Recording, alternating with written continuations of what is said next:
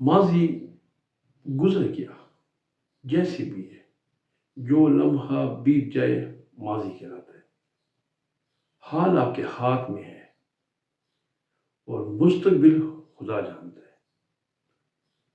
اب جو بندے ماضی کو لے کے بیٹھ کے اس کا رونا روتے ہیں، ان کے ہاتھ میں صرف پچھتاوا ہی آتا ہے اور پچھتاتے رہتے ہیں۔ جو ماضی کی غلطیوں سے سیکھ کے اپنے حال کو درست کر لیتے ہیں، ان کا مستقبل بننے کا چانس ہوتا ہے، اور مستقبل کوئی بھی نہیں جانتا سوائے اللہ کے۔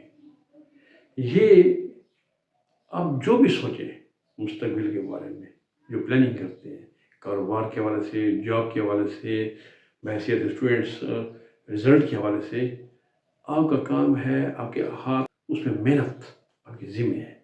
آپ محنت کریں، اس محنت، یہ سمجھتے نہیں ہیں لوگ کہ اس محنت میں جو اخلاص ہوگا اسی کی بنیاد پر آپ کا مستقبل طے ہوتا ہے۔ ہم اس کو نہیں سمجھتے، آپ کہتے ہیں میں نے محنت کی ہے مجھے ریوارڈ نہیں ملا۔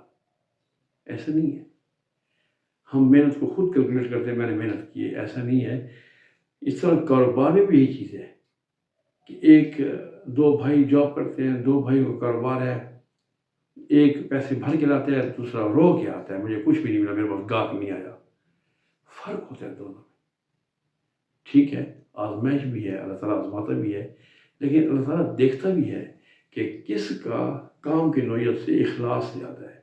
چاہے وہ کام محنت ہے، چاہے وہ کام کاروبار ہے، چاہے وہ کام جاب ہے، جس حوالے سے بھی آپ جو بھی کام کریں گے، اسی کی نسبت سے آپ کا مستقبل طے ہوتا ہے۔ تو لہٰذا کبھی بھی جو ان ہینڈ ہے، جو آپ کے ہاتھ میں ہے، اس کو فلی یوٹیلائز کریں آنیسٹلی اپنے آپ کے ساتھ، کیونکہ جب تک آپ اپنے آپ کے ساتھ انصاف نہیں کریں گے، یعنی محنت کریں، خدا آپ کو دیکھتا ہے۔ یہ خدا کا اور آپ کا معاملہ ہے کہ آپ کی محنت کتنی خالص ہے۔ کسی شعبے کے حوالے سے، پڑھائی کے حوالے سے، جاب کے حوالے سے، کاروبار کے حوالے سے، آپ کی محنت پیور ہوگی، مستقبل آپ کا خود بخود بن جائے گا۔ اور ماضی پہ صرف سوائے ماضی کو دوبارہ، ہاں اس سے غلطیاں سیکھیں، جو بھی ہیں غلطیاں کی اپنی وہ دوبارہ ریپیٹ نہ ہو، لیکن اس پہ پچھتانا، اس کے پچھتائیں گے تو صرف پچھتاوا ہی ملے گا۔ لہذا ماضی کو چھوڑیں، حال کو مضبوط کریں اور اس میں آپ کام کریں۔ ہمارا کام ہے محنت کرنا، یہ ہمارے ذمے ہے، اس کو سمجھیں۔